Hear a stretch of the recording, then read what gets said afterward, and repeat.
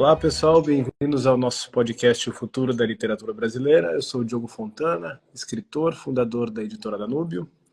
E nesse podcast eu sempre converso aqui com meu amigo Douglas Lobo, que também comete a loucura de ser escritor no Brasil. E a gente comenta notícias e fala sobre qualquer coisa que nos der na telha que tenha algo a ver ou pareça ter algo a ver com literatura, mercado editorial e essas coisas. Então é isso aí, boa noite Douglas, como é que você está? Muito bem, tranquilo, tive um dia cheio, mas felizmente ele terminou, porque já que eu considero que essa live não é uma obrigação, é um prazer. Então vamos lá, como sempre eu destaco, vou começar aqui então, dando alguns avisos, destaques da editora, né? Eventos literários que vão acontecer. No dia 10 de agosto, às 18 horas, na Livraria da Vila, no Pátio Batel, em Curitiba, vai ter o lançamento do livro Verdades e Mentiras, do Tiago Amorim, escritor paranaense. E na semana seguinte, na sexta-feira, dia 16, também às 18 horas, na Livraria Ponto do Livro, em Santana do Livramento, no Rio Grande do Sul, vai ter a noite de autógrafos com o professor César Ranquetá Júnior, que está lançando o livro negro do mundo moderno. Então está todo mundo convidado, pessoal de Curitiba, dia 10 de agosto, Tiago Amorim, Verdades e Mentiras, na Livraria da Vila. E pessoal do Rio Grande do Sul, lá na fronteira, Santana do Livramento, Livraria Ponto do Livro, o livro do César Ranquetá Júnior, o livro negro do mundo moderno. Já são alguns eventos que nós realizamos esse ano e vão vir mais aí pela frente. Então vamos lá começar a conversa. Então, Douglas, eu, como sempre, então, separei algumas notícias maravilhosas para a gente comentar. E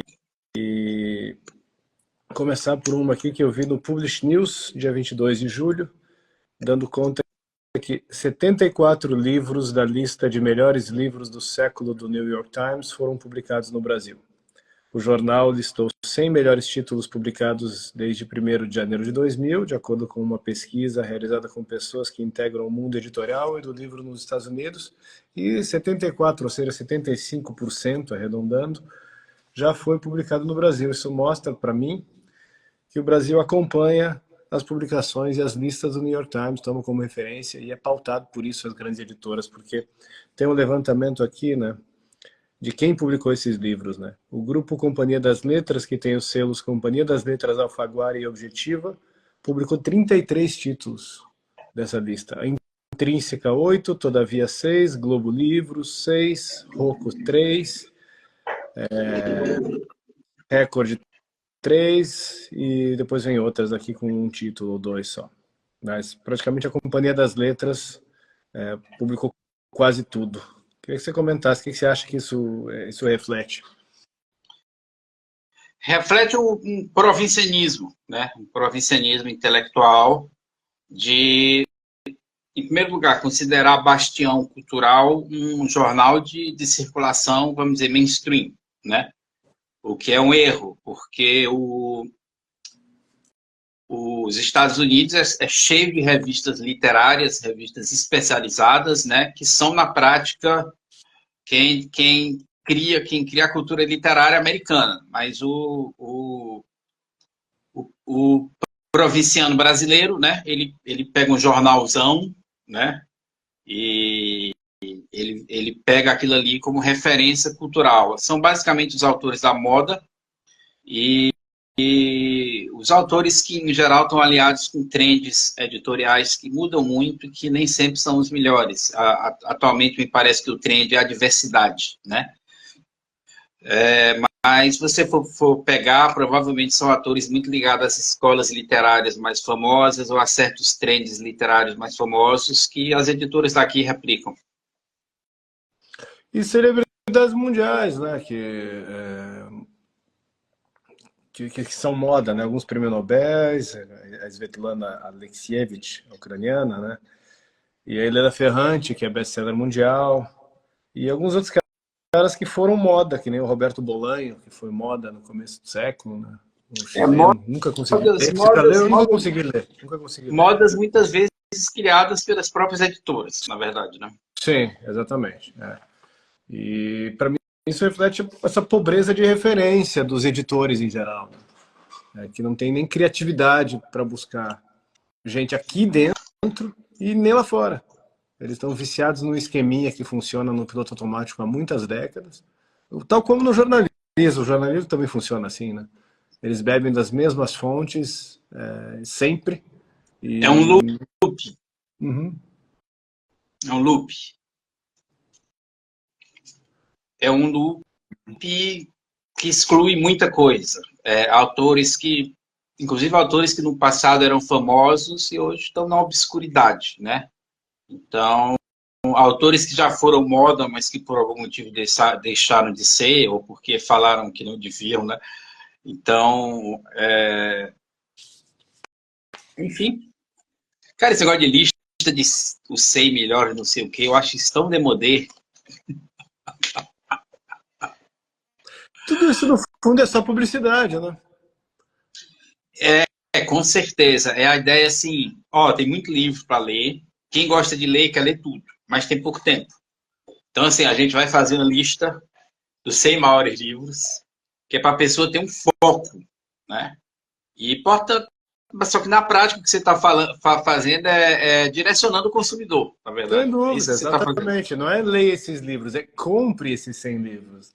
Então, uma matéria Exatamente. dessa, por exemplo, do Publish News, apontando que 74 livros da lista de melhores do século do New York Times, olha só, é um slogan, melhores do século, New York Times é grife, foram publicados no Brasil. Aí o sujeito que se interessa por livro, ele vai ler a matéria, ele bate o olho aqui nos títulos e ele vai descobrir que a Companhia das Letras publicou 33 desses 74. Ou seja, essa matéria aqui, ela beneficia comercialmente a Companhia das Letras. Porque ela induz as pessoas a comprar os livros que a Companhia das Letras publicou no Brasil, como os melhores do século. Inclusive, porque no auge a Companhia das Letras pode se gabar de que era uma editora que identificava algum trend e criava trends. Ela era a editora dos descolados no Brasil durante muitos anos, foi a Companhia das Letras, né? Bem, Me lembro eu muito acho bem. que ela continua sendo uma editora que identifica trends e publica os descolados, porque a próxima notícia, que é da Folha Ilustrada, é a seguinte: livro de Felipe Neto é a maior pré-venda da história da Companhia das Letras. Mas nós antecipamos isso com exclusividade aqui, mas era fácil prever isso. Mas isso não é mérito da Companhia das Letras, nesse caso. O mérito é do Felipe Neto. Se ele tivesse publicado pela Danúbio, o livro ia ser o best-seller. Vai de retro. Só que o curioso é o seguinte: foram vendidos 10 mil exemplares na pré-venda, com uma estratégia, segundo a matéria, uma estratégia de divulgação intensa em mídias sociais. E faltam 2 meses para o lançamento do livro, que está previsto para setembro. E eu anotei aqui um trecho da matéria que me chamou a atenção, que é que, segundo Camila Berto, uma das editoras, eu até grifei, o livro tem mais do que uma editora, olha só. Por que você acha que teve que ter mais de um editor no livro? Não imagino. Pois é, mais de um editor. Mais de uma pessoa pôs o bedelho no texto. Eu tinha entendido mais de uma editora. Não, mais de um editor. Casa editorial, mais de um editor pessoa. Isso assumido, né? Deve ter uns 5. Trabalho em conjunto. Não acreditável. Né? Trabalho em equipe esse livro do Felipe Neto. Então, segundo Camila Berto, uma das editoras, aspas, esse sucesso da pré-venda, né, reflete a grandeza do Felipe Neto nas redes, sua base de fãs consolidada a um trabalho de mais de 10 anos. Não, de fato, é curioso que ela não fala do que reflete, é curioso que ela não fala do livro, né? Ela fala do peso dele nas redes sociais. Né? O livro é indiferente, é a impressão que dá, né? Tanto faz o que tem no livro, o que essa equipe de pessoas preparou como texto, e o Felipe Neto é o autor, assinante na capa. E a matéria destaca que, se você somar todas as mídias sociais aqui, acho que é isso, ou pelo menos acho que é só no X, o Felipe Neto tem 17 milhões de seguidores. Sim. 17 milhões para 10 mil. Mesmo para padrões de internet, é uma taxa de conversão bem baixa. Sim, é verdade. Eu vou medir minha taxa de conversão, se for maior, eu vou dizer no meu Instagram. Converto mais do que Felipe Neto, no meu marketing. Porque de 17 milhões ele só conseguiu convencer até agora, vai vender mais, é claro, porque vai ter mais publicidade em cima e mais divulgação e tudo. Mas até agora 10 mil. Eu acho É, que se ele tivesse veja lançado uma bem. linha de camiseta, tinha vendido mais. Não, tem várias, tem questões aí interessantes. Em primeiro lugar, se eu fosse a editora, eu não dava esse número. Acho um erro de comercial. Eu acho um erro comercial grande. Você dá esse número. Eu não daria esse número.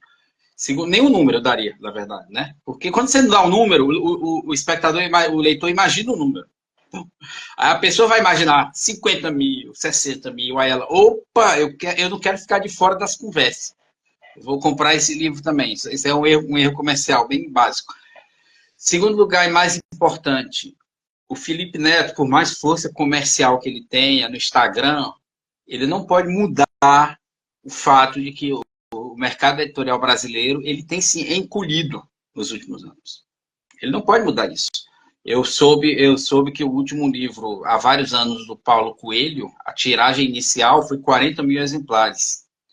Isso aí dá uma ideia do quanto o mercado editorial brasileiro é pequeno, que nós estamos falando do autor mais vendido do mundo, talvez, seja o Paulo Coelho, hoje, né? Autor vivo, em termos de tiragem. E no Brasil, a tiragem, desculpe, relativamente baixa para o poder de venda dele. Então, e não tem como os 16 milhões de seguidores do Felipe Neto mudarem isso, porque o Felipe Neto não é um homem de literatura. Então, ele não construiu esses seguidores na premissa de ele ser um escritor. Então, a maior parte desses seguidores provavelmente não são nem virarão leitores. Eles não eles não integram o mercado editorial. Você pode dizer que o Felipe Neto, de certa forma, construiu leitores para uma coisa e, na verdade, ele está fazendo outra coisa. Vai ter uma transferência? Vai, mas ela não vai ser relevante. Agora, claro, ela é relevante para os padrões editoriais brasileiros, porque um livro que já começa com 10 mil exemplares vendidos para os padrões editoriais brasileiros, ele é um fenômeno. Mas eu me lembro que o Stephen King, nos anos 70, o primeiro livro dele nos anos 70, vendeu 13 mil exemplares e a editora considerou a decepção. Ainda em números, 10 mil sendo comemorado como a maior pré-venda da história da Companhia das Letras. Nos anos 60, começo dos anos 60, a Saraiva fez uma aposta alta no José Geraldo Vieira e lançou uma tiragem de 50 mil inicial, não lembro qual é o romance dele. Acho que em 1961, 62, o Brasil tinha 50 milhões de habitantes. Não, aqueles cronistas dos anos 60, Rubem Braga, Paulo Mendes Campos, Fernando Sabino, os livros deles saíam com 5 mil. E o Brasil tinha 100 milhões de habitantes, 90 milhões em 1970. E ao público alfabetizado, muito pequeno, comparado com hoje. Hoje, pelas estatísticas, as pessoas são alfabetizadas, mas elas não são alfabetizadas, né? É uma falsa alfabetização. É alfabetização para a ONU. Para mostrar para a ONU. Exatamente. A estatística para a Unesco, para a Unicef, para a Unesco, acho que é. O Brasil sempre teve um índice de analfabetismo alto, 15%, 20%, o que nos envergonhava, e deram um jeito de baixar esses números, mudando os critérios de alfabetização, né? O sujeito ser alfabetizado, agora basta ele conseguir ler sei lá, um post do Instagram. No fundo é isso. E também aconteceu também que eu acho que antigamente os alfabetizados, eles liam mais também. Eu acho que a elite intelectual, eu acho que antes, como o diploma era escasso, quem tinha diploma passou de fato por educação universitária de peso, e eu acho que a pessoa tinha um senso de responsabilidade alto de que ela pertencia a uma elite intelectual, e ela se comportava de acordo com isso. Esperava-se que a pessoa com diploma ela fosse culta. Esperava-se isso, né? Hoje eu acho que não se espera mais. Não. Então eu acho que mesmo a pessoa que teve acesso a uma educação, vamos dizer, de verdade, essa educação é menor do que antes, e eu acho que a pessoa realmente não se sente na obrigação de ser uma pessoa culta, lida. Não se sente mesmo, não se sente. Não causa mais vergonha a ignorância. A ignorância já não causa vergonha. A pessoa que comete erros de português crassos, patentes na rede social, por exemplo, se alguém puxar a orelha dela, ela não se envergonha. Ela dá aquela desculpa esfarrapada de que eu escrevi com pressa e se eu tiver que escrever algo sério, com atenção, aí eu não erro. Mas é mentira. Tem o Luiz César de Araújo, nós participamos de um grupo lá de escritores, o Luiz César de Araújo, nosso colega escritor, ele vive mandando print de um sujeito que escreve no Twitter e ele já foi diretor do Banco Central. Eu esqueci o nome dele, talvez você lembre. Mas, enfim, é um sujeito que já foi diretor do Banco Central, ou seja, ocupou um dos cargos, dos pináculos da nossa maravilhosa república, e o sujeito não consegue fazer 3 postagens sem erros assim assombrosos de ortografia ou de concordância. E o sujeito chegou lá, economista lá em cima, e não se envergonha. Sim. Porque o próprio Luiz César fala que já chamaram a atenção dele publicamente no Twitter lá, e o sujeito não se envergonha. Você não é mais vergonhoso ser ignorante da própria língua. Chegou nesse patamar, né? Se duvidar, até porque a maioria dos leitores não nota os erros Não, claro que não na... nota. Os erros são invisíveis tanto para quem os comete, óbvio, quanto para quem está lendo lá. Ainda sobre o Felipe Neto, uma coisa interessante aí dessa notícia é que essa venda de 10 mil exemplares, ela foi feita mediante o seguinte artifício. Existe um brinde, que é uma bandeira exclusiva, uma live exclusiva com o autor, e mais um mês grátis no Clube do Livro, que é um clube do livro que ele está lançando ali. O Felipe Neto virou autoridade para fazer curadoria de um clube do livro, né? Então, para conseguir vender esses 10 mil livros num público potencial de 17 milhões de pessoas, foi preciso oferecer um preço promocional, um brinde, uma live e um mês de assinatura.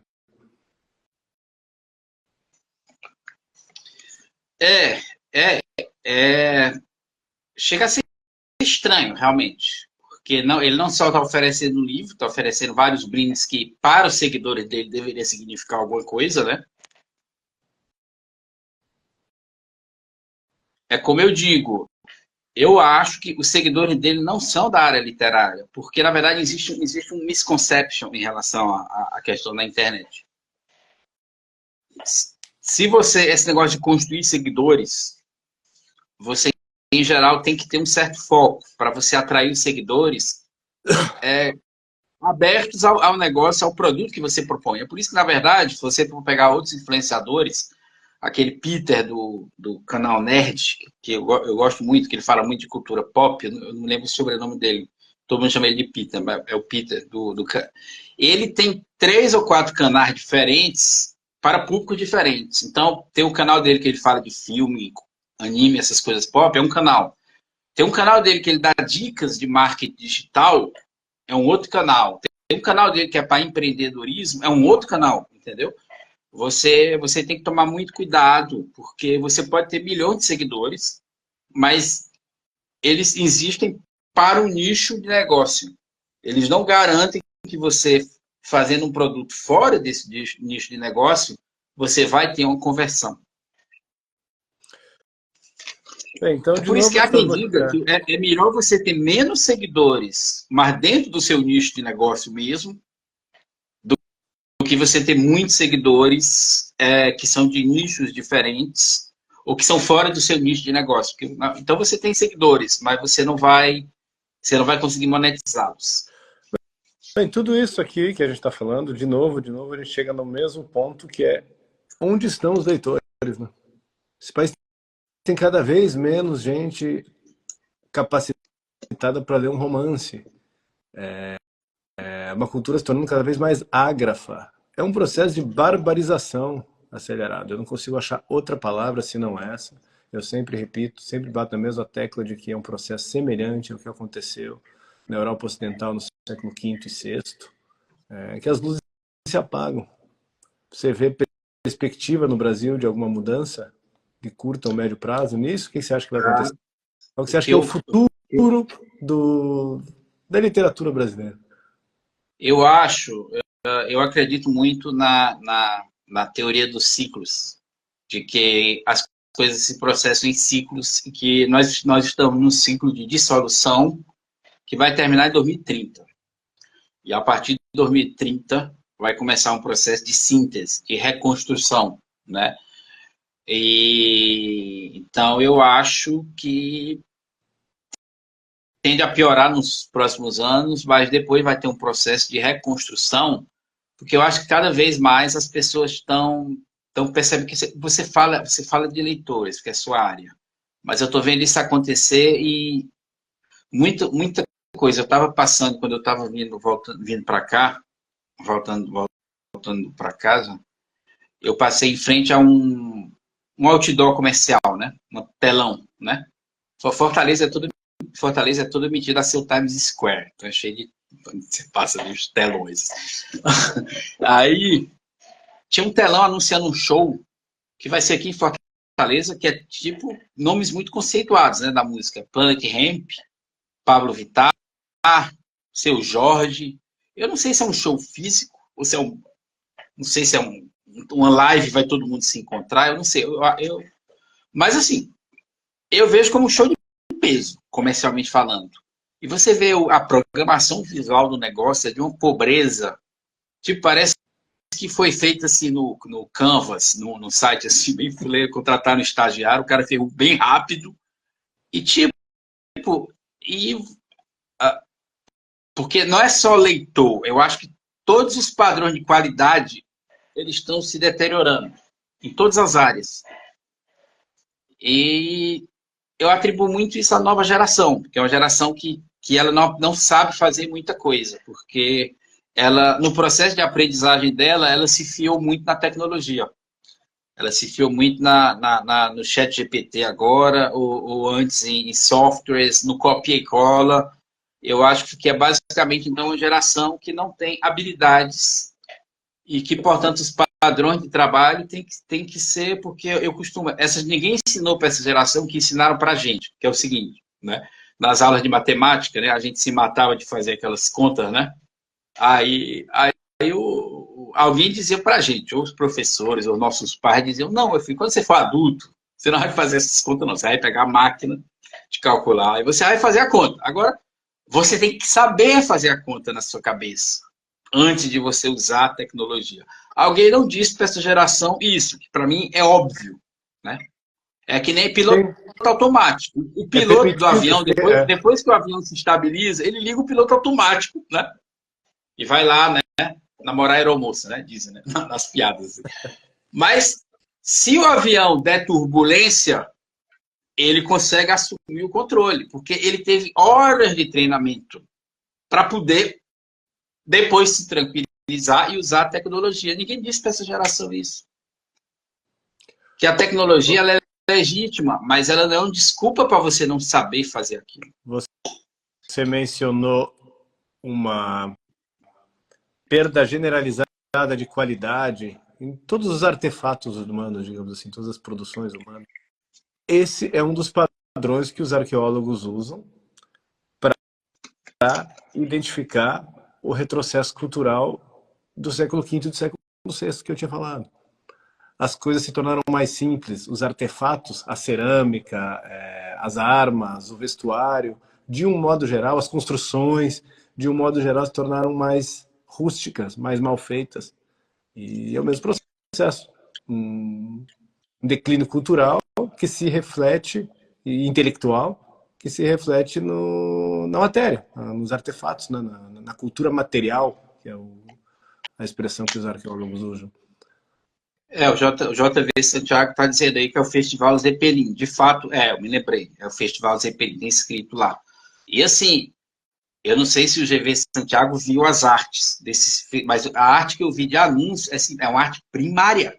É uma coisa assim, é coisa de estagiário burro que usou Canvas, usou mal o Canvas, se tivesse usado bem o Canvas, né? Mas porque o Canvas, ele não desenha sozinho, não. Você tem que entender de design para fazer uma coisa boa no Canvas. Aí, quer dizer, é complicado. Se eu tivesse um festival desse nas mãos para promover, eu ia contratar uma puta equipe artística para fazer a publicidade, para fazer a proposta visual. Mas. E a pressa também, né? A pressa virou epidêmica. Tudo feito com pressa. Outra notícia aqui, também da Folha Ilustrada. Antes dessa notícia, eu vou fazer um comentário sobre a pauta, quando eu estava fazendo a pauta, que também já é algo que a gente pode comentar. Pesquisei na CUT, na Piauí, na Folha, no Publish News, no Rascunho. E a grande dificuldade é montar a pauta, porque não tem notícia sobre literatura, mesmo nos supostos veículos especializados em mercado editorial ou em artes e espetáculos. Não tem. Então a notícia é que não tem notícia. Para eu montar essa pauta aqui, tive que falar de lista de New York Times, tem que falar de Felipe Neto, não é uma coisa assim que eu pensava, que maravilha, vamos falar sobre Felipe Neto e seu maravilhoso livro, que será Que não publicado é, em novembro. que não é literatura, é mercado Nem editorial. literatura é, mercado editorial, é só para gente falar sobre o fenômeno editorial e as escolhas que a Companhia das Letras e outras editoras fazem. E não tem notícia, você tem uma outra notinha, uma resenha aqui, mas você não tem discussão literária, você não tem polêmica, você não tem nada acontecendo, nada. Isso para mim já é uma É, notícia. de fato, você não tem nem notícias, você não tem nem notícias sobre a falta de literatura, né? Nada. Quer dizer, tipo, mas eu acho que é natural porque a decadência cultural de que nós falamos, ela tende também a um certo coletivismo, eu acho. Existe uma certa preferência pelas artes coletivas, as artes que podem ser curtidas em grupo, em conjunto. Então, eu acho que são shows, espetáculos ao vivo, etc, etc. A literatura, que é uma arte que tem que ser apreciada na solidão, a rigor ela pode ser apreciada de maneira coletiva, né? Você fizer uma leitura, recitar, contratar um ator para recitar uma poesia, você está, de certa forma, fazendo uma fruição coletiva da literatura. Mas como isso acabou, as pessoas não fazem mais isso, elas não se interessam mais por isso, eu acho que uma arte muito individualista como a literatura, ela tende realmente a merecer pouco espaço, porque eu acho até que a própria publicidade hoje trabalha muito com o mind group, a pressão grupal. Você tem que fazer o que a patota faz, você tem que consumir o que a patota faz, etc. E, portanto, eu acho que a própria literatura não serve muito mais ao mercado publicitário. Ela não adianta mais no mercado publicitário, porque hoje em dia eu acho que o comércio todo o comércio se orienta para atividades coletivas. O grupo, é todo mundo em grupo fazendo as coisas, porque aí fica mais fácil, que se uma pessoa toma uma cerveja, a roda toda toma uma cerveja. Eu acho que é um certo coletivismo, vamos dizer, da sociedade, que eu acho que é bem caracterizado, eu acho, é bem evidente, eu acho, na verdade. E nós, escritores, sentimos muito isso. Quando as pessoas leem nossos livros, é impressionante como e é claro que eu aprecio qualquer pessoa que lê meu livro, mas os retornos que eu tive, mais assim, pessoas conversando comigo, tipo, a pessoa não entendeu exatamente o que é que eu quis dizer com o livro. Ela não compreendeu de todo o que é que eu quis. Eu me lembro que no Areia Movediça, no final, o personagem passa o livro negando esmola para o mendigo, né? E aí, na última cena do livro, ele dá uma esmola para o mendigo, né? Na verdade, ele calcula quanto é que ele precisa para chegar no aeroporto e o resto ele dá para o mendigo, além de roupas, né? Já que o mendigo está em trapos, etc. E aí, algumas pessoas, uma pessoa veio me dizer, não, peraí, esse livro inteiro é a trajetória de alguém que deixou de ser suvina. Aí eu, oi. Aí eu, tipo, a pessoa, eu acho que a, a falta dessa interioridade, dessa reflexão interior nas pessoas, faz com que elas, quando elas se deparam com essa reflexão interior que é a literatura, elas só percebem o aspecto superficial, né, da coisa. Elas não conseguem perceber quando você dá esmola para o mendigo, você não está deixando de ser suvina, na verdade. Você está se conectando com a humanidade. Você está amando alguém que você não conhece. Quer dizer, é sobre isso, na verdade, né? Não é sobre ser suvina, sobre não ser suvina, na verdade. Então, aí quer dizer... Uma dificuldade para experimentar a história que está sendo narrada. Por quê? Porque a pessoa, a ideia, qual é a ideia? É que quando você vê um escritor entrando no mundo interior dele e expressando isso, você conseguir fazer isso também. Quantas vezes a gente não lê livros e os livros fazem a gente entrar no nosso interior e descobrir coisas sobre nós? Mas eu acho que esse mecanismo ele está tão prejudicado que eu acho que as pessoas não conseguem mais fazer isso. Elas não conseguem, elas, elas, elas leem um livro que propõe um mergulho interior, elas não conseguem fazer esse mergulho interior. É preciso um certo cultivo para que você consiga apreciar um romance, mesmo um romance básico, simples, né? É um E isso é cada vez mais É um raro. cultivo e também um silêncio que eu acho que as pessoas não conseguem mais ter, porque é o tempo todo rede social, é o tempo todo jornalismo, é o tempo todo aquilo ali martelando na cabeça das pessoas. Eu acho que as pessoas não conseguem mais ter o tempo interior necessário para elas se voltarem para elas próprias, né?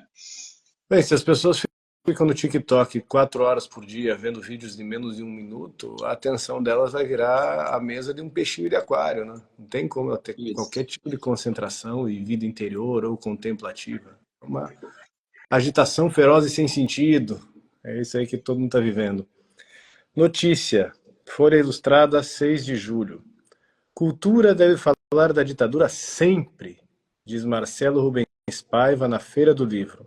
Aspas, é obrigação, aqui eu dou ênfase, obrigação de jornalistas, escritores, produtores de cinema, da cultura tocar nesse assunto o tempo todo. Eu acho que é obrigação, Ó, que esse assunto tem que ser tocado o tempo todo. E antes de você comentar, eu vou fazer um comentário. O Marcelo Rubens Paiva acha que deve se falar de ditadura o tempo inteiro. Eu concordo, tanto é que eu escrevi um livro sobre a Venezuela. não, de fato, eu acho que a ditadura é um assunto, não há como a ditadura não ser tratada em literatura, que é um assunto importante. Então, eu sou a favor, sim, que a ditadura da Coreia do Norte ela seja tratada na literatura. Acho que a ditadura cubana tem que ser tratada. A ditadura do STF aqui no Brasil também, eu acho que ela tem que ser tratada. Então, de fato, nesse sentido, não há dúvida da importância do tema. Mas a declaração dele já ilustra o que eu acabei de falar, uma certa tendência coletivista, que ela própria tende a um totalitarismo. O cara está dando regra para todos os agentes culturais. Aí você pergunta quem é Marcelo Paiva na fila do pão, para ele achar que ele pode dizer o que todos os agentes culturais têm que abordar. Quando, na verdade, o artista ele tem que partir dele.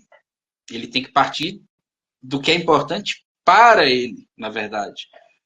E não ele aceitar uma agenda política que é imposta de fora para dentro. Agora, é claro que se essa agenda, se na descoberta interior dele, ele acaba descobrindo que ele tem uma agenda política, é óbvio que isso vai. Aí é a figura do escritor político, né? Escritor genuinamente político. George Orwell, por exemplo, é um escritor genuinamente político. Aquilo ali está dentro dele. Mas o que você tem aí é um escritor dizendo que é que todos, e não é só todos os artistas, agentes culturais do mundo, vocês têm que tratar este O tema, porque eu estou tempo dizendo. todo, ele disse ainda por cima. É, O grau de loucura do sujeito para dizer isso e de empáfia é impressionante. Até porque esse é um assunto que não é só político, é um assunto pessoal para ele, né? O pai dele desapareceu durante o regime militar, então acaba vendo uma coisa que tem um peso pessoal para ele e ele acha que a humanidade inteira tem que ter o mesmo interesse que ele tem é, nesse assunto. Num o que o regime Marcelo que Rubens estava acabou em dizendo, ele, 1985, há 39 anos. o que Que o durou Marcelo 21, Rubens estava. um regime de 21 anos que acabou a 39. Falando em ditadura militar, eu tenho uma pauta pessoal. Eu tenho um tataravô que foi assassinado durante a ditadura do Marechal Floriano Peixoto, sem julgamento, brutalmente, na Serra do Mar, descendo ali para o litoral paranaense. E eu não acho que todo mundo tem que tratar o assunto o tempo inteiro. E foi uma ditadura militar. Teve todos os seus bens confiscados, nunca foi indenizado, nunca teve comissão da verdade sobre a ditadura do Marechal Floriano Peixoto. E esse meu tataravô perdeu tudo.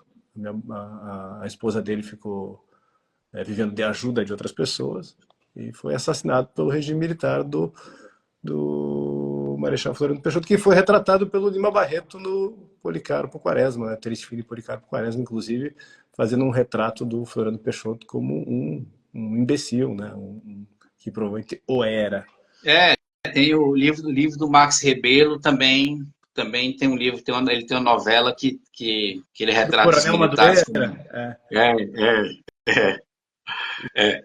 Esse livro é muito bom, é muito engraçado e mostra até a cabeça de milico ali. Mas não, aqueles militares ali não dão medo, não. Agora, o Marcelo Rubens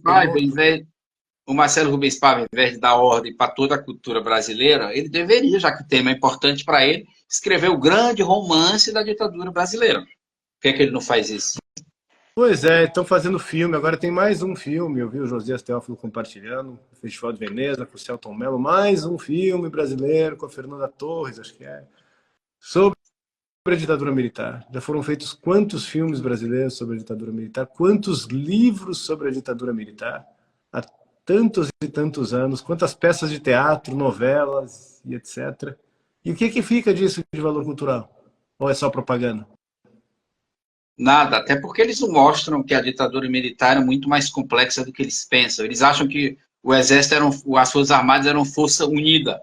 Eles não têm a menor noção do nível de dissensão interna que existia dentro da ditadura militar, e que isso sim daria um bom filme, né? Os vários conflitos dentro da própria ditadura militar.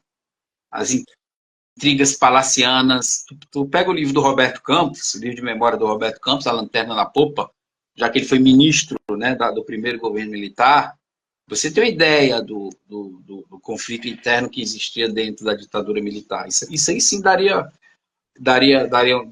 um bom filme, as intrigas palacianas. E do conflito interno, ideológico mesmo, dentro da própria direita brasileira na época, né? Tanto é que o Carlos Sim. Lacerda, que de início apoiou o golpe de 64, logo em seguida já se tornou opositor do regime.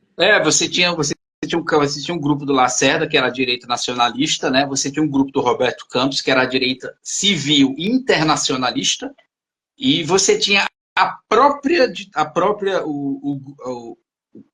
direita militar, que de certa forma que tendia ao nacionalismo, mas fez muitas concessões ao internacionalismo, quando deu poder para o Eugênio Goudin, Roberto Campos, Otávio Gouveia de Bulhões, né? Que defendiam muito a abertura para o capital estrangeiro. Então, os militares, que de certa forma, eles se dividiam entre apoiar o nacionalismo do Lacerda e apoiar o internacionalismo do Roberto Campos. Para você ter ideia de como esses grupos são diferentes, por exemplo, o internacionalismo era endossado pelas grandes fundações, né? A Fundação Ford, a Fundação, né? Essas grandes fundações, elas defendiam o controle da natalidade. Foi durante a época da ditadura militar, inclusive, que elas começaram a espalhar clínicas de educação familiar, que na prática começaram a fazer esterilização em mulheres humildes, né?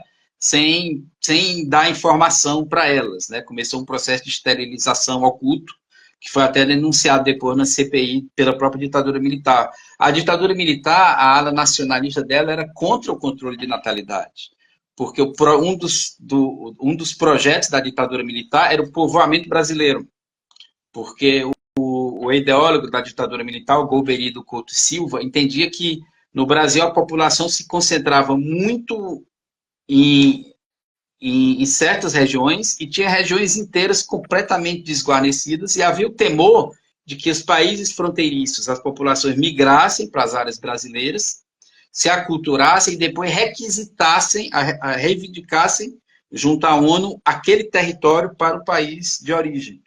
E aí, por causa disso, a ditadura começou as fronteiras agrícolas, né?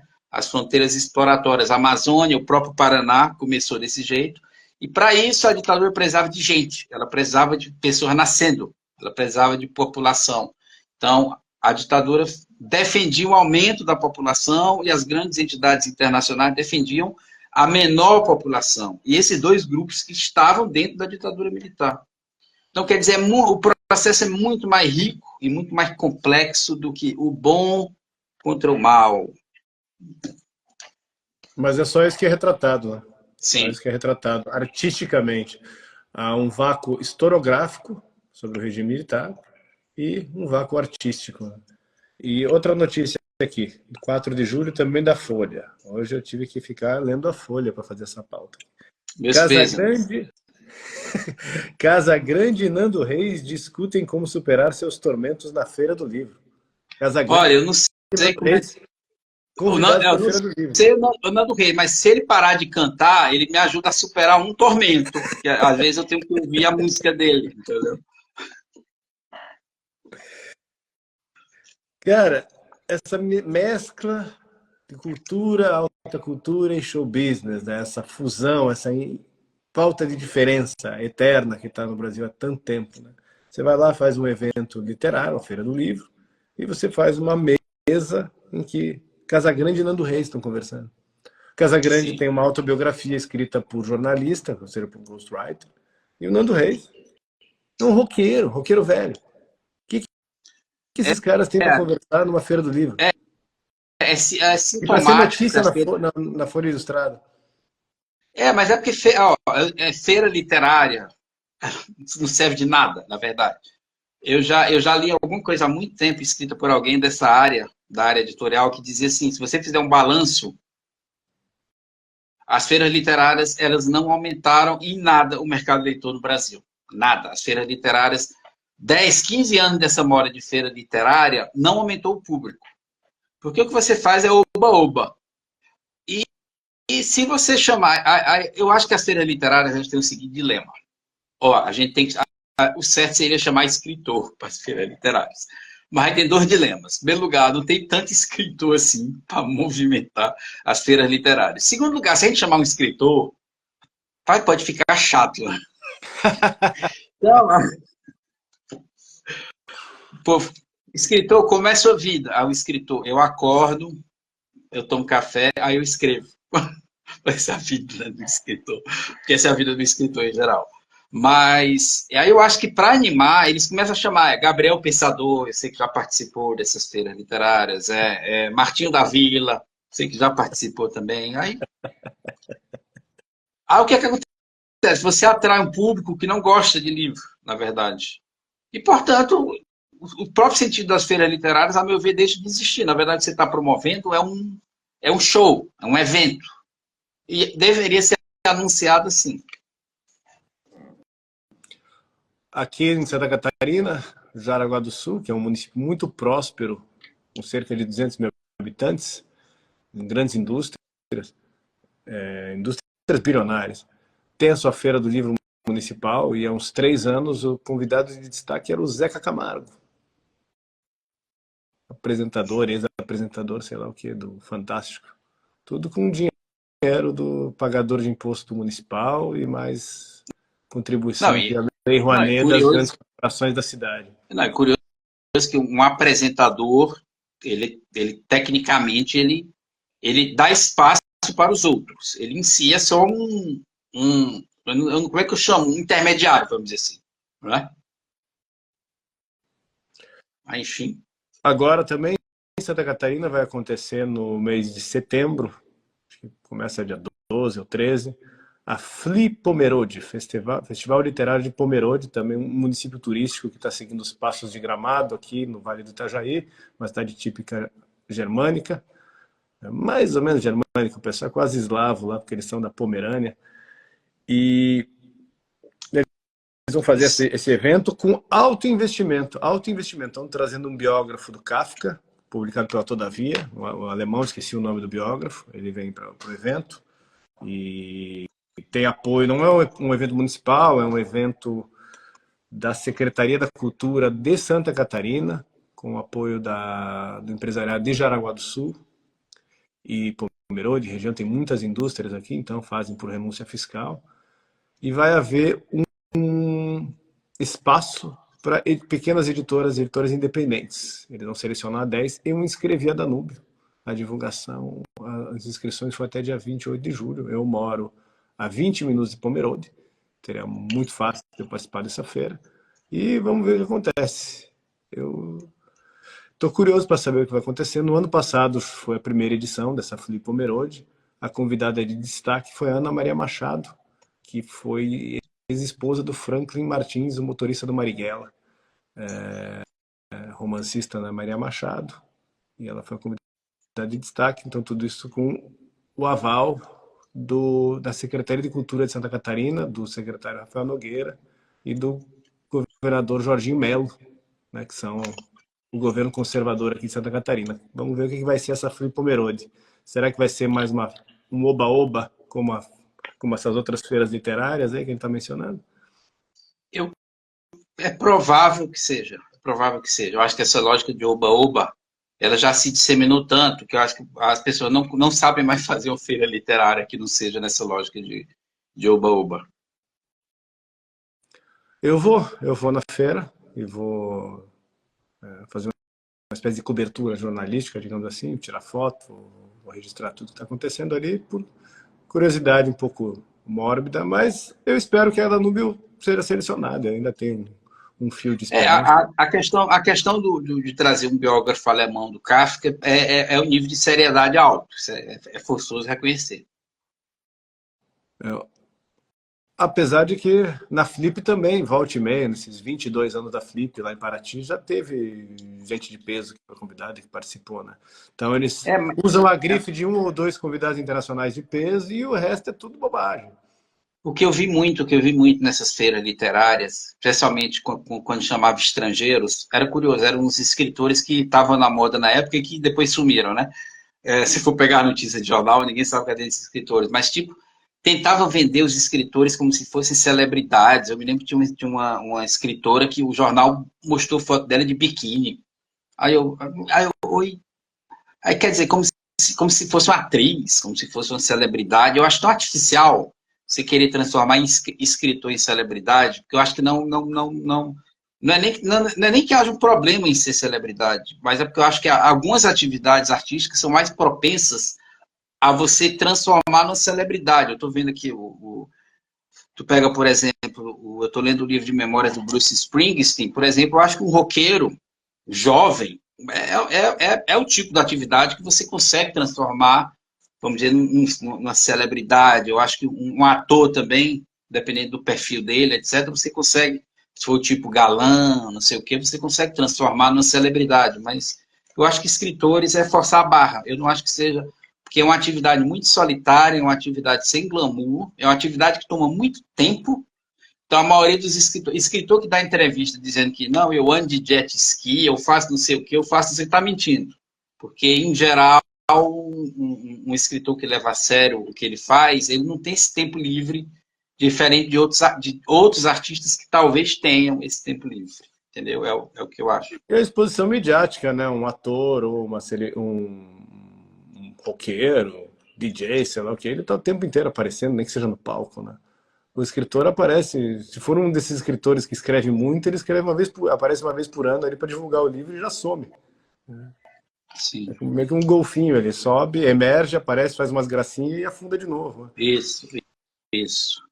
Mas eu percebi muito nessas feiras essa tentativa de transformar o escritor em celebridade e não funcionou, na verdade. Alguns conseguem virar icônicos até pelo visual. O Houellebecq, assim, a Camille Paglia, assim, o Camus era assim, né? Albert Camus.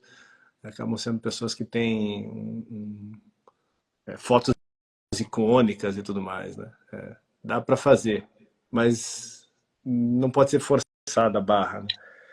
Acho que é isso. Então vou fazer de novo aqui o reforço do convite para o pessoal dos eventos que vão acontecer. Já falei no começo, vou falar agora de novo. Dia 10 de agosto, às 18 horas, sábado, na Livraria da Vila, em Curitiba, no Pátio Batel, lançamento do livro Verdades e Mentiras, do Tiago Amorim, todos convidados, pessoal de Curitiba.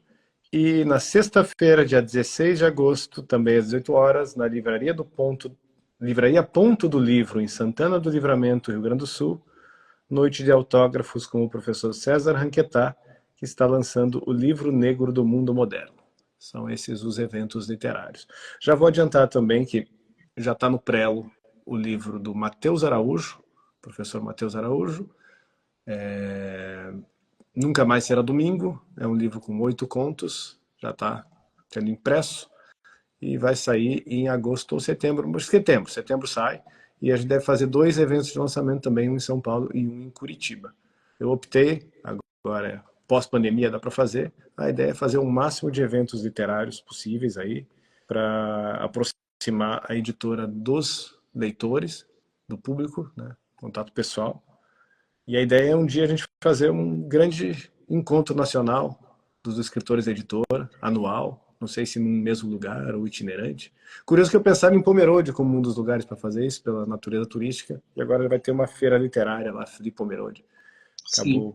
Acabaram tendo a mesma ideia que eu. Eu acho que o ideal seria uma cidade pequena por causa das facilidades de transporte dentro da cidade, sabia? Eu tendo a fazer esse evento em Balneário Camboriú. Balneário Camboriú é uma cidade que o pessoal gosta de visitar. Eu também. Vamos lá.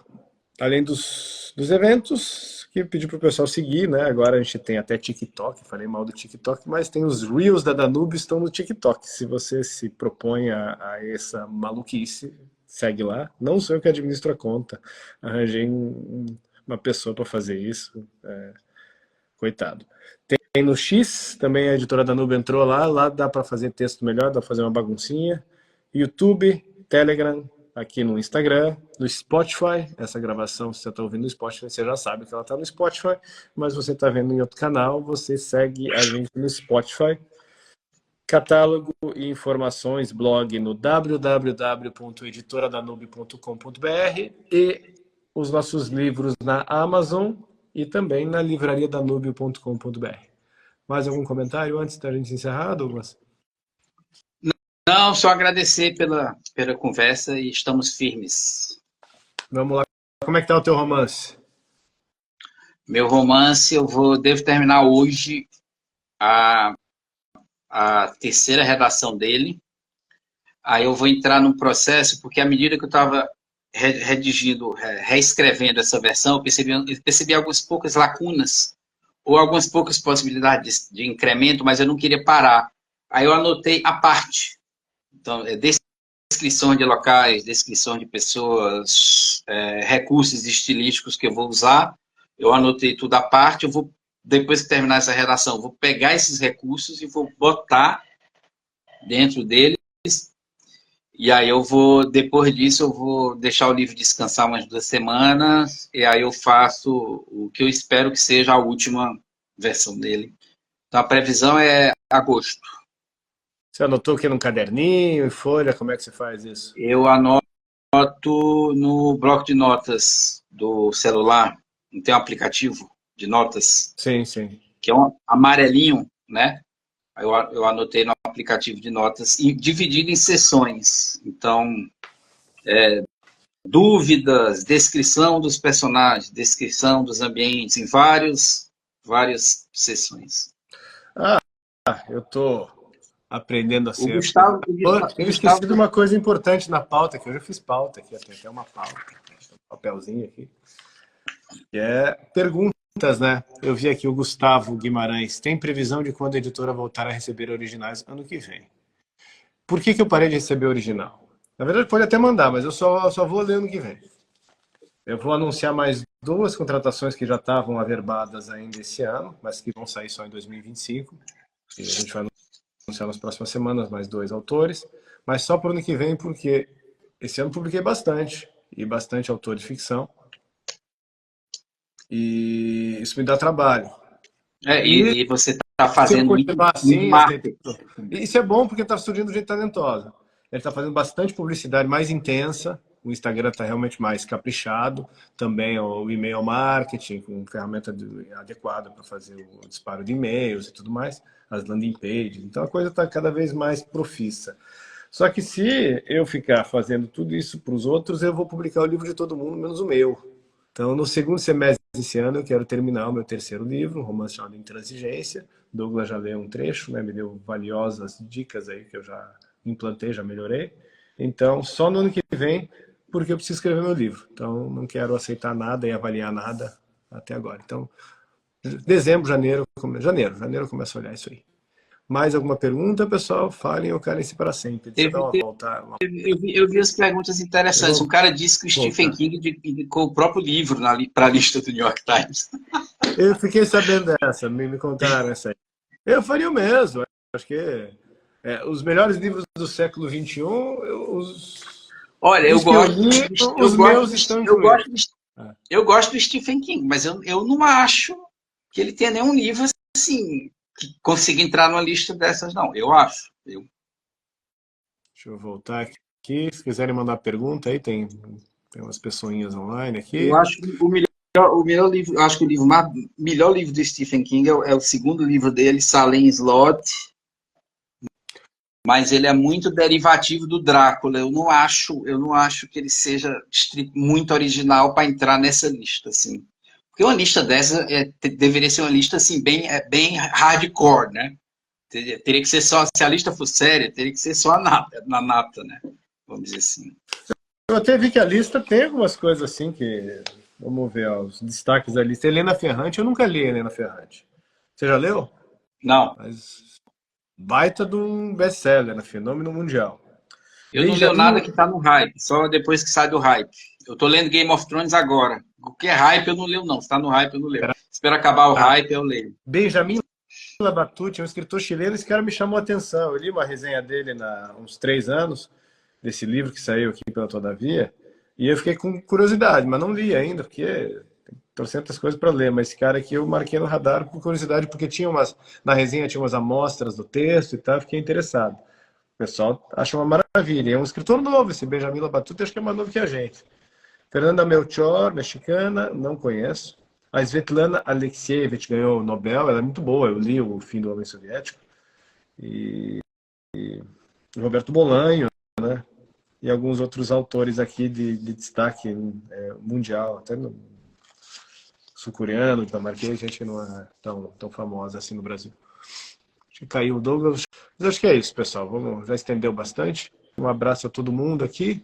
E é isso. Um abraço a todo mundo e até a próxima. Valeu pela audiência.